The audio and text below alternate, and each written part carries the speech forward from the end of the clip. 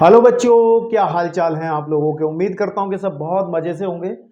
तो इंट्रोडक्शन के बाद हम लोगों ने 9.3 का इंट्रोडक्शन इससे पहले वाले लेक्चर में देख लिया था, जो कि बड़ा ही सिंपल एक टॉपिक हमने डिस्कस किया था कि अवकल समीकरण को कैसे हल करते हैं। प्रथम कोटि और प्रथम घात वाले अवकल समीकरण, यानी कि जिनके अंदर dy बटी dx ही होगा केवल, उस तरीके के अवकल समीकरण को हम सॉल्व करना सीख रहे हैं, जिसमें सबसे पहला जो टॉपिक है वो है पृथक्करणीय चर वाली अवकल समीकरण, या फिर अंग्रेजी में कहें कि वेरिएबल सेपरेबल वाली जो डिफरेंशियल इक्वेशन होंगी, जिनमें x वाले अलग किए जा सकते हैं और y वाले चरों को अलग करके हम सॉल्व करते हैं। इंट्रोडक्शन आपने देखा होगा तो बहुत सारे क्वेश्चंस भी आप खुद से कर देंगे, ठीक है ना। तो अब क्या कहा उन्होंने, 1 से 10 तक जितने भी प्रश्न इस एक्सरसाइज के हैं, प्रत्येक अवकल समीकरण का व्यापक हल हमें निकालना है, ठीक है ना। व्यापक हल का मतलब आपको मैं पहले ही समझा चुका हूं कि जिसके अंदर एक कांस्टेंट आ जाएगा, सी ए बी सी कुछ भी आ जाएगा, वो जो का तो आंसर में रहेगा, है ना। तो उसको कहते हैं व्यापक हल। तो चलिए बात करते हैं पहले क्वेश्चन से। पहला क्वेश्चन आपके सामने लिखा है और हम लोगों को 10 क्वेश्चन तक एक ही काम करना है। कहा गया है कि dy बटे dx बराबर है 1 माइनस कोस एक्स बटे 1 प्लस कोस एक्स। तो भैया वेरिएबल को सेपरेबल करो, यानी कि जो x वाले सत्ता है उसको अलग y वाले को अलग। तो यहाँ पे केवल हम dy को रख लेते हैं और देखो ये पूरा का पूरा जो फलन है वो x वाला है, तो सीधी बात है 1 माइनस के कॉस एक्स बटे 1 प्लस के कॉस एक्स को यहाँ रख लेंगे और भैया यहाँ पे आ जाएगा dx। अब हमें इसे समाकलन करना पड़ेगा, हम लोगों को इसका समाकलन करना पड़ेगा, तभी जाके इसका हम लोग व्यापक हल ज्ञात कर पाएंगे। अब आपके समाकलन वाले तरीकों का बहुत अच्छा टेस्ट होने वाला है, कितना समाकलन आप सीख करके आए हो। मैंने आपको कहा था कि अगर आपको कभी 1 माइनस के कॉस एक्स दिखाई देगा तो आप उसको लिखोगे 2 साइन स्क्वायर ऑफ एक्स बटे 2, और 1 प्लस के कॉस एक्स दिखाई देगा तो सर उसको लिखोगे आप 2 कॉस स्क्वायर एक्स बटे 2। ये बातें हमने जब हमने समाकलन करा था और उसके अंदर हमने 7.3 एक एक्सरसाइज पढ़ी थी, तो वहां पर हमने ये बताया था ये कैसे होता। बहुत डिटेल से मैं बता के आया हूँ पहले, जितने लेक्चर हैं सारे आपके इस चैनल पर अगर आप जाओगे प्लेलिस्ट में सारे लेक्चर्स मिल जाएंगे। तो एक एक एक्सरसाइज, एक एक सवाल, एक एक बात हमने करी है। तो इस बातों को भी हम पहले बता चुके हैं, आप लोगों को दोबारा से रिपीट करने से समय खराब करने वाली बात है, आप लोगों को बता चुका हूं। तो ये फॉर्मूले हम लोग यहाँ पर यूज करने वाले हैं समाकलन के लिए। तो सर समाकलन dy करने वाले हैं बराबर 1 माइनस कोस एक्स को लिख सकते हैं sir 2 sine square of x बटे 2, और इसे लिखेंगे sir 2 cos square of x बटे 2, इंटीग्रेट कर लेंगे dx करके, 2 से 2 कट जाएगा। और मेरे भाई आप लोग अगर एक बात ध्यान से देखोगे, ये आ जाएगा साइन स्क्वायर एक्स बटे 2 कोस स्क्वायर एक्स बटे 2, तो हम लोग इसको लिख देंगे सर टेन स्क्वायर एक्स बटे 2। और इसको भी हम देखो समाकलन जब भी हम करते थे हमने ये कहा था इंटीग्रेशन अगर कभी टेन स्क्वायर ऑफ एक्स का आता है तो इसको हम सेक में कन्वर्ट करते हैं। तो सेक में कन्वर्ट करते हैं क्या कि sec square of x minus 1 dx करके, क्योंकि आपको पता है सेक स्क्वायर एक्स का इंटीग्रेशन हमें पता होता है 10x होता है। तो क्या करने वाले हैं हम लोग, dy को एज इट इज रख लेंगे सर, और यहाँ पे आ जाएगा सेक स्क्वायर ऑफ एक्स बटे 2 माइनस 1 एंड dx। तो आप इसको थोड़ा सा और सॉल्व करेंगे, integration sec square of x बटे 2 dx और माइनस 1 dx, ठीक है भैया। तो ये चल रहा है इंटीग्रेशन dy। अब समाकलन करेंगे। देखो कुछ समाकलनों को आपको डायरेक्ट करना सीखना पड़ेगा। मैंने आपको कहा था सर कि हमने ये बात करी थी कि अगर इंटीग्रेशन हम लोग कर रहे हैं sec square of a x का कर रहे हैं, सपोज आपको पता है समाकलन जो हम करते थे सेक स्क्वायर ऑफ एक्स का dx, तो वो तो सिंपल था, वो तो बहुत ही सिंपल था। हम लोग इसको लिख लेते थे 10x आ जाएगा सर प्लस का c। लेकिन अगर कभी यहाँ पर x ना होकर के सर ax आ जाए तो आप चाहे तो प्रतिस्थापन समाकलन की ट्रिक को यूज करके कर लो, या फिर आप डायरेक्ट ही यूज कर सकते हो सर इसका भी 10ax होगा प्लस का c। लेकिन बात ये होगी कि जो x का गुणांक है, कोफिशिएंट ऑफ x का गुणांक है, उसको हम बटे में लिख देंगे। उसको हम कहाँ रख देंगे, बटे में।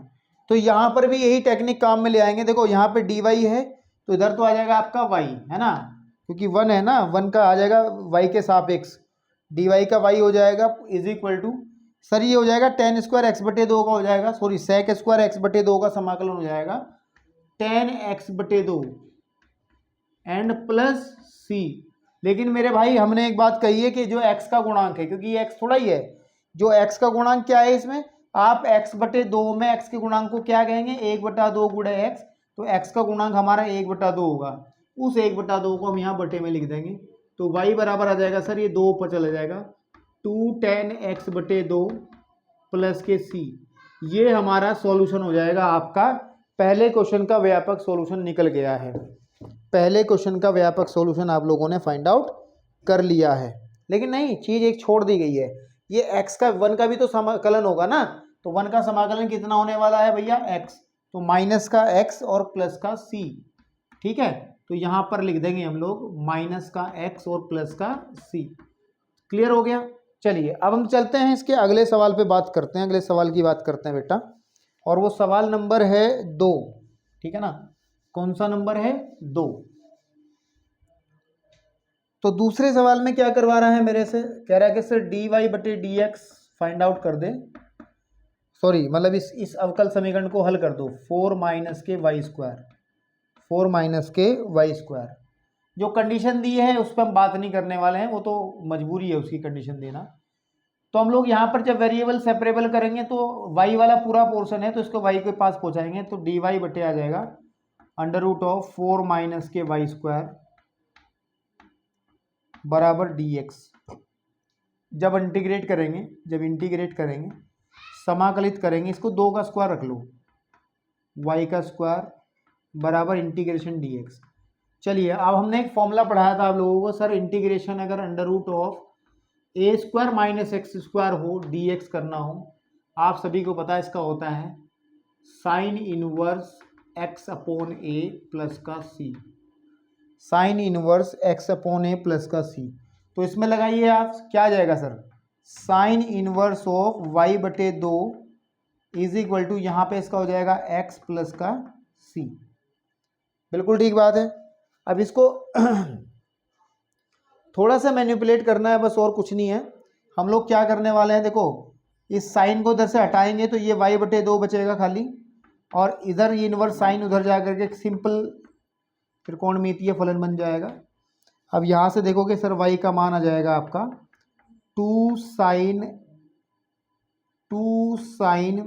x plus c। This is the answer of your differential equation number 2। बात करने वाले हैं हम इसी पेज पर एग्जाम क्वेश्चन नंबर 3 की। सर कह रहे हैं कि dy बटे dx और प्लस का y, ठीक है, बराबर है 1 के, तो कोई दिक्कत नहीं है।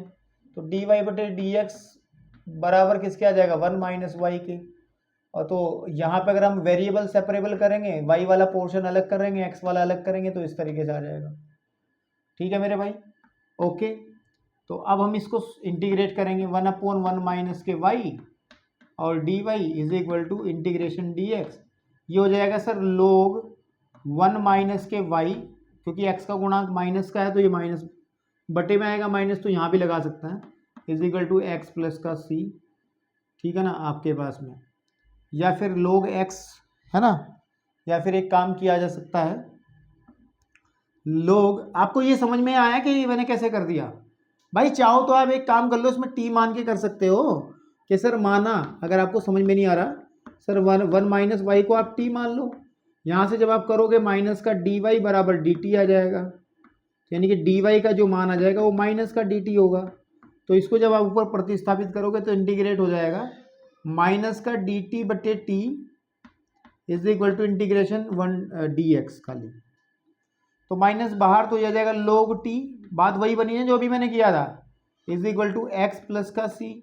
या फिर आप इसको ध्यान दें, log t का मान कितना है सर, 1 माइनस वाई, है ना, is equal to x plus का c।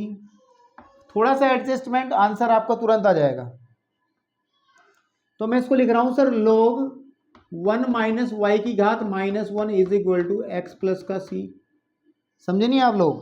भाई ये -1 है, log की प्रॉपर्टी होती है, घात को हम लोग ऊपर चढ़ा देते हैं या ऊपर से उतार लेते हैं। ये प्रॉपर्टी होती है log की।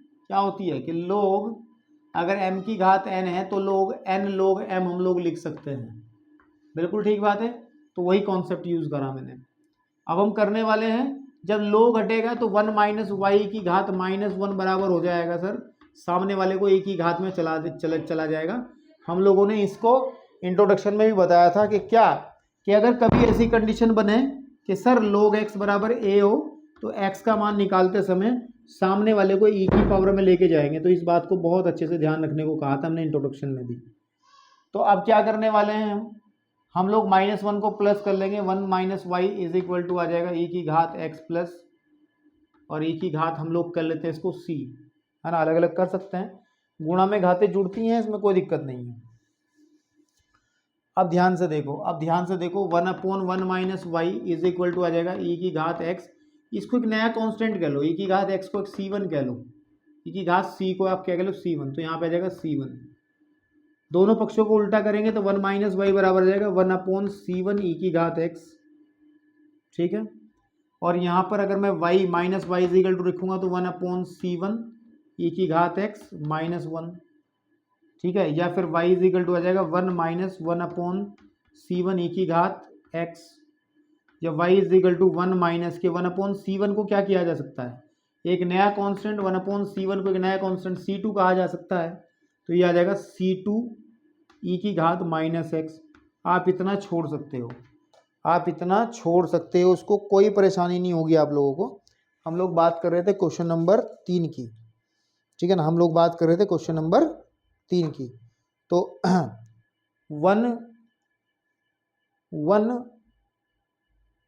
प्लस a e की घात -x है, तो प्लस में कैसे आ जाएगा, प्लस में देख लो जरा प्लस, हाँ तो कोई बात नहीं, इन्होंने क्या करा होगा, इन्होंने करा 1 माइनस के 1/c1 को c2 कह दिया, है ना, तो यहाँ पे प्लस ले लेंगे हम लोग, ठीक है।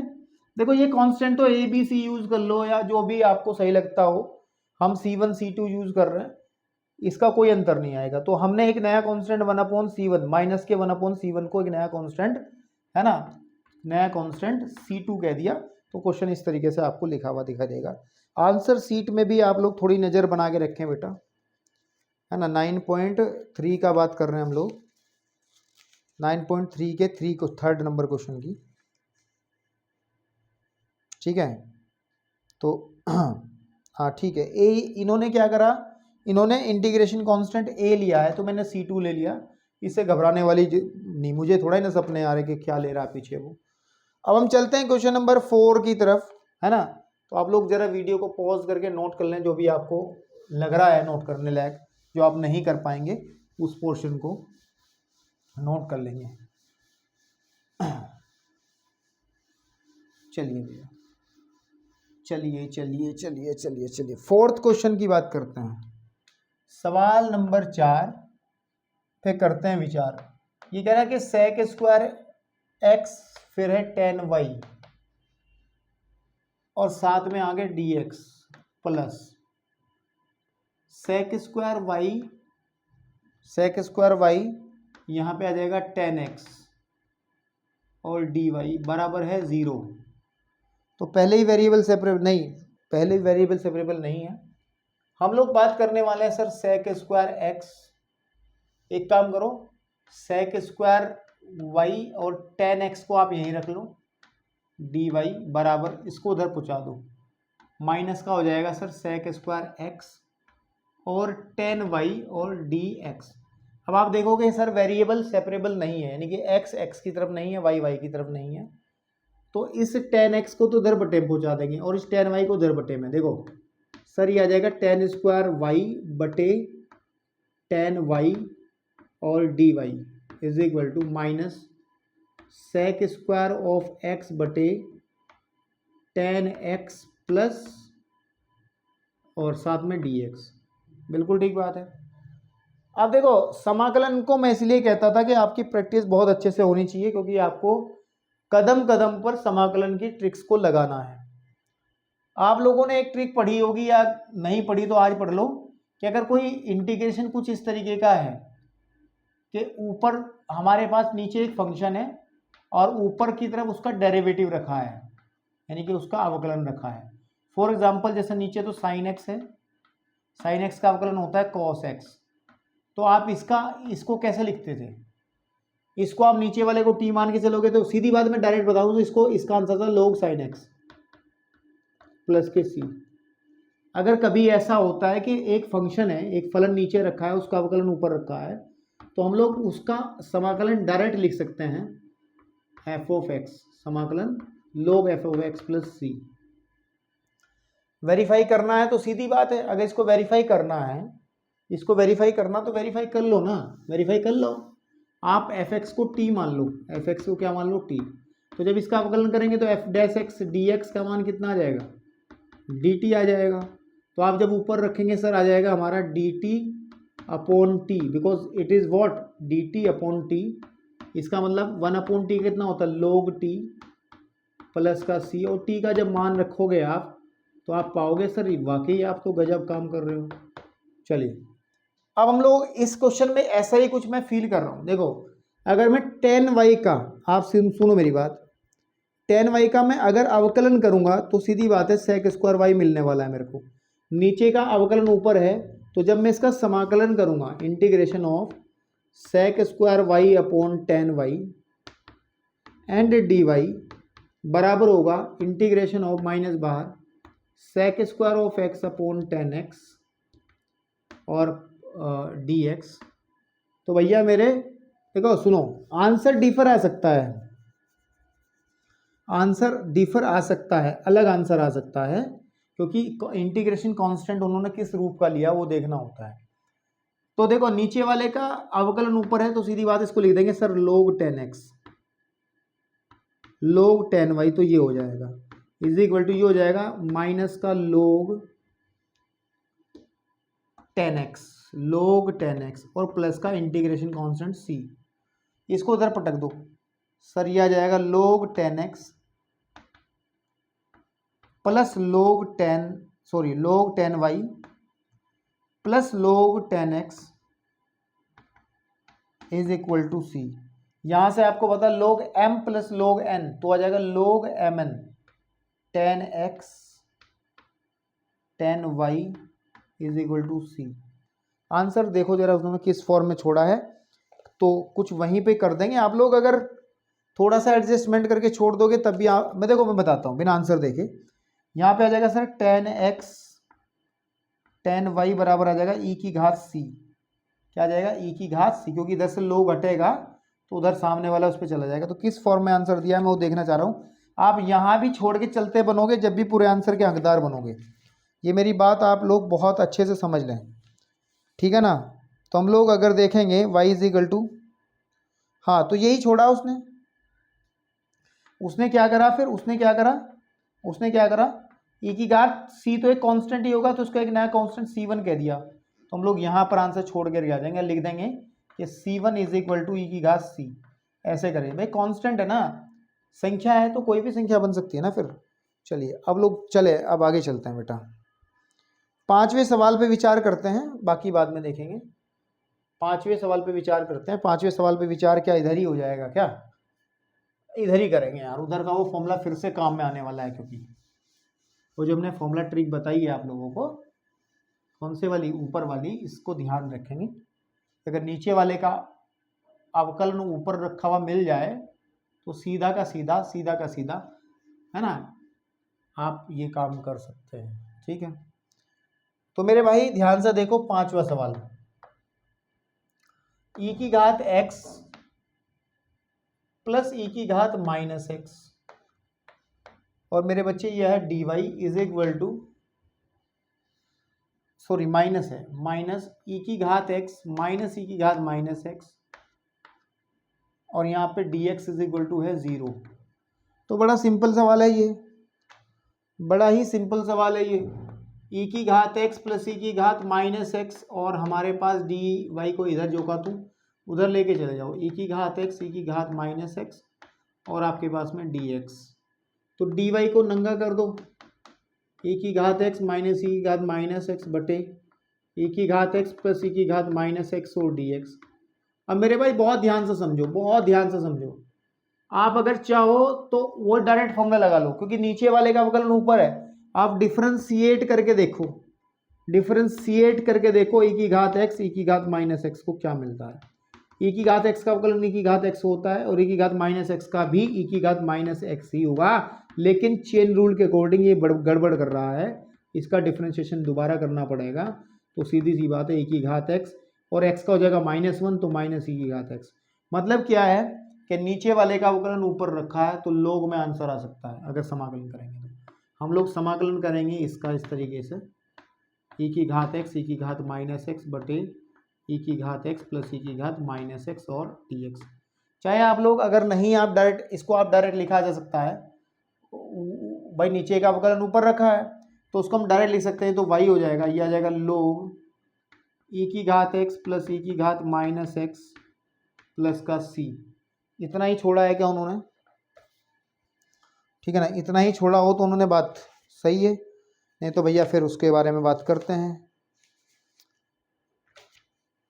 9.3 का क्वेश्चन नंबर 5, हाँ बिल्कुल सही है, ठीक है ना, बिल्कुल सही है। आपको अगर ये बात हजम नहीं हो रही है तो आप यहाँ पर थोड़ा सा आप प्रतिस्थापन समाकलन 9.2 7.2 का यूज कर सकते हो। क्या करके कि सर माना e की घात x प्लस e की घात माइनस एक्स बराबर आपका t मान लिया, तो यहाँ जब अवकलन करेंगे तो यही आएगा अवकलन इसका, है ना, और dx बराबर आपका dt आ जाएगा। तो जब ऊपर रखेंगे सर इंटीग्रेशन dy बराबर आ जाएगा इंटीग्रेशन 1/t एंड dt, भाई ये 1/t और ये आ जाएगा हमारा dt, तो यानी कि y बराबर आ जाएगा log t प्लस c, और t का मान आप रखोगे यहाँ, बात वही बनेगी जो अभी की थी, e की घात x प्लस e की घात माइनस एक्स और प्लस का c, ये आपका आंसर आ जाएगा। अब हम चलते हैं इस एक्सरसाइज के छठे सवाल पे, ठीक है, छठा सवाल क्वेश्चन नंबर 6। सर dy बटे dx है एंड मल्टीप्लीकेशन में दिया गया है sir 1 plus x square and 1 plus के वाई स्क्वायर। वेरिएबल सेपरेबल करेंगे तो 1/1 प्लस के वाई स्क्वायर इधर आ जाएगा, dy बराबर 1 प्लस के एक्स स्क्वायर और dx यहाँ आ जाएगा। समाकलन कर लेंगे 1/1 प्लस के वाई स्क्वायर dy बराबर इंटीग्रेशन 1 का अलग कर देंगे और सर एक्स स्क्वायर का अलग से समाकलन कर देंगे। यहाँ पर हो जाएगा sir tan inverse of x, ठीक है बेटा, इसका हो जाएगा x, इसका हो जाएगा x की घात 3/3 प्लस का c, यहीं पे छोड़ दो, बहुत हो गई हो हुआ सम्मान, ठीक है भाई। मैं ज़रा पेज मोड़ लेता हूँ जहाँ आंसर लिखे हुए, ठीक है ना, मैं यहाँ पर इसका पेज मोड़ लेता हूँ, ये वाला पेज मोड़ते हैं, बार बार ढूंढना पड़ता है ना। चलो छठा सवाल ख़त्म, हम लोग चलते हैं सातवें पर। सातवां तो बहुत पिद्दी सा सवाल है, इसको रफ करवाओ, ठीक है ना। सातवें सवाल की हम लोग बात करने वाले हैं। समाकलन आपका बहुत अच्छे से होना चाहिए, अवकलन की जानकारी होनी चाहिए, तो ये पोर्शन इतना आसान है, बहुत आसान है। तो हम लोग सातवें सवाल की बात करते हैं। y log y dx minus x d y is equal to 0। देखो तो सीधी बात है, y log y तो पहले जोगा तू रख लो और यहाँ पे dx है इज इक्वल टू आ जाएगा, क्योंकि y वाला पोर्शन इधर रखते हैं, x dy बराबर आ जाएगा सर, इसको उधर ले जाओ, minus y log y dx। अब माइनस से माइनस खत्म हो जाएगा, इसमें कोई आपत्ति नहीं है, और यहाँ पे dy बटे आ जाएगा y log y बराबर यहाँ आ जाएगा 1/x और dx। अब समाकलन करेंगे तो देखो बहुत इजीली समाकलन आपको दिख रहा होगा, इसका integration dy upon y log y is equal to integration 1/x और dx। बात वही बन रही है जो मैंने अभी करी थी। इसमें एक काम कर लो आप, माना कर लो, आप क्या कर लो, माना प्रतिस्थापन लगा लो। सर log y को मैं t मान लेता हूँ और सर 1/y dy का मान सर dt आ जाएगा। तो जब हमारा ऊपर रखेंगे इंटीग्रेशन 1/y dy तो क्या बना देगा dt, बटे ये हो जाएगा t is equal to 1/x dx। अब ध्यान से देखो, ये हो जाएगा हमारे पास log t is equal to log x plus C. ठीक है, तो यहां से क्या होने वाला है सर, ये हो जाएगा log t का मान हम लोग जब रखेंगे वह है log y। ठीक है, इज इक्वल टू है हमारे पास में log x प्लस सी। तो कहाँ छोड़ के आया है इस आंसर को, मैं इसको देख लूँ ज़रा एक बार, ये कहाँ इसको छोड़ के आया है बेचारे को। पेज हमने मोड़ दिया था पहले ही। हाँ, y is equal to e की घात सी एक्स, बहुत इजी। हाँ ठीक है, देखो मैं क्या करने वाला हूँ बेटा, इस log को हटा रहा हूँ, तो यहाँ से log y आ जाएगा और वो हो जाएगा सर ये सामने वाला e की घात में चला जाएगा log x प्लस सी। ध्यान से देखो log y बराबर आ जाएगा e की घात log x हमने अलग से लिख दिया इंटू e की घात c हमने अलग से लिख दिया। अब एक बात और सुनो, e की घात log x क्या होता है सर, x होता है, ये भी बात ध्यान रखनी है आपको। और e की घात c को हम नया कांस्टेंट c1 कह देंगे। सर log y बराबर आ जाएगा x, इसकी वैल्यू x आ जाएगी ना, और हमने इसको नया कांस्टेंट c1 कह दिया। c1 क्या, a कह दो उसको, ax कह दिया मैंने, क्या कह दिया, ax। हमने कह दिया कि e की घात c को हमने नया कांस्टेंट a कह दिया, कोई दिक्कत थोड़ा ही है। तो इधर से फिर से log हटाओ, जब log हटाएंगे सामने वाला फिर e की घात में चला जाएगा, e की घात ax, बस आंसर। ठीक है, आंसर। ठीक है प्यारे बच्चों, ठीक है, चलो अब हम चलते हैं इस 7वां हमने करा है। 8वें सवाल को मैं आपके लिए छोड़ दूं तो कोई गुनाह नहीं हो जाएगा। वेरिएबल सेपरेबल इजीली हो जा रहे हैं, समाकलन करना है, आप कर लोगे। 9th सवाल में भी बहुत ज़्यादा काम नहीं है कि सर dy बटे dx बराबर है साइन इनवर्स ऑफ x के, तो ये सीधी सी बात है, dy बराबर आ जाएगा sign inverse of x and dx। नहीं, इसमें काम है यार, क्या बात कर दी है, इसमें काम है, तो आप थोड़ा सा बेटे जगह दो, हमको थोड़ी सी जगह दे दो। क्वेश्चन नंबर 9 को करने के लिए थोड़ा काम है, क्योंकि साइन इनवर्स x का समाकलन थोड़ा ही ना पता होता है, तो वहाँ फिर हमें खंडस समाकलन का प्रयोग हमें करना होगा। तो 9th क्वेश्चन पे चलते हैं। 9th कह रहा है सर dy बटे dx, यही तो है कुछ,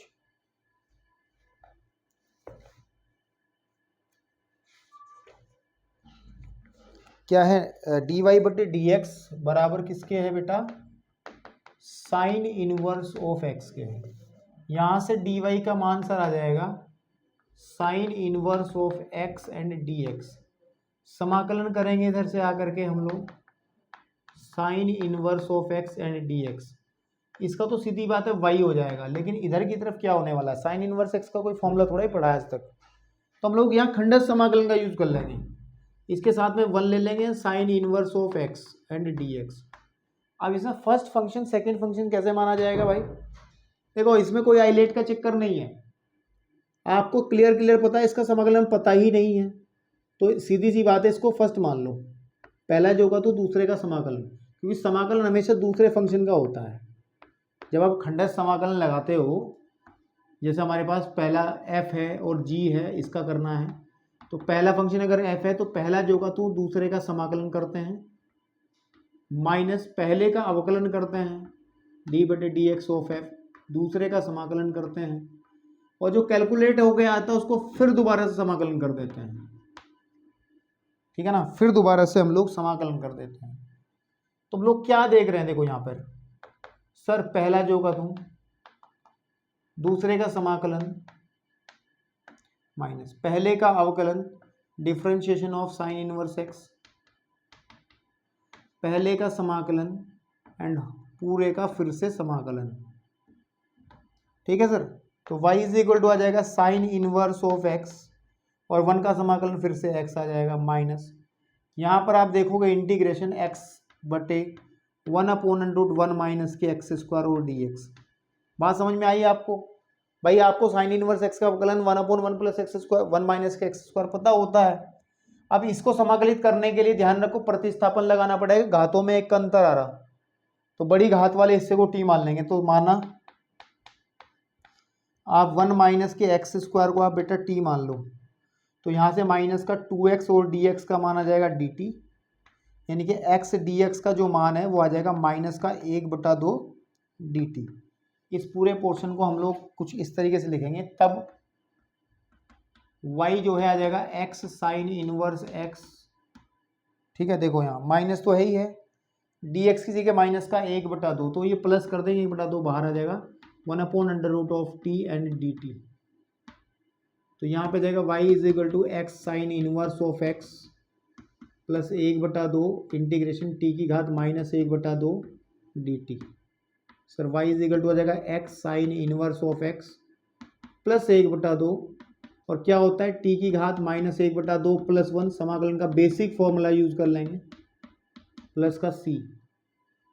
हमारे पास क्या दिखाई देगा x sine inverse of x plus 1/2 T की घात 1/2, क्योंकि आधे में से ही घटेगा तो आधा ही बचेगा, एक में से आधा घटेगा तो, और यहाँ भी 1/2, इस 1/2 से ये वाला पूरा पोर्शन खत्म, प्लस का c। y is equal to x sine inverse of x plus √t plus c। y is equal to x sine inverse x plus √t, t is what, t is what 1 minus के x square, तो यहाँ लिख देंगे हम लोग 1 minus के x square और plus का c। This is the solution of your differential equation. ये हमारी डिफरेंशियल इक्वेशन का सॉल्यूशन है। यही कुछ एक सवाल ऐसा नजर आया जिसमें थोड़ा सा दिमाग हमें लगाना पड़ा, खंडस समाकलन का प्रयोग करना पड़ा। ठीक है, उम्मीद करता हूँ कि आपको समझ में आ गया होगा बहुत इजीली। अब बढ़ते हैं हम लोग बेटे क्वेश्चन नंबर 10 की तरफ, और 10 के बाद फिर हम लोगों को विशेष सॉल्यूशन पे बात करनी है। तो 10 नंबर सवाल की बात हम लोग करते हैं। किसकी बात करते हैं बेटे? क्वेश्चन नंबर 10 की। ठीक है, क्वेश्चन नंबर 10। तो 10 के अंदर हम लोग जो बात करने वाले हैं वो है सर e की घात x and tan y dx plus 1 minus e की घात x sec square y and dy is equal to 0। ठीक भाई, बहुत बढ़िया।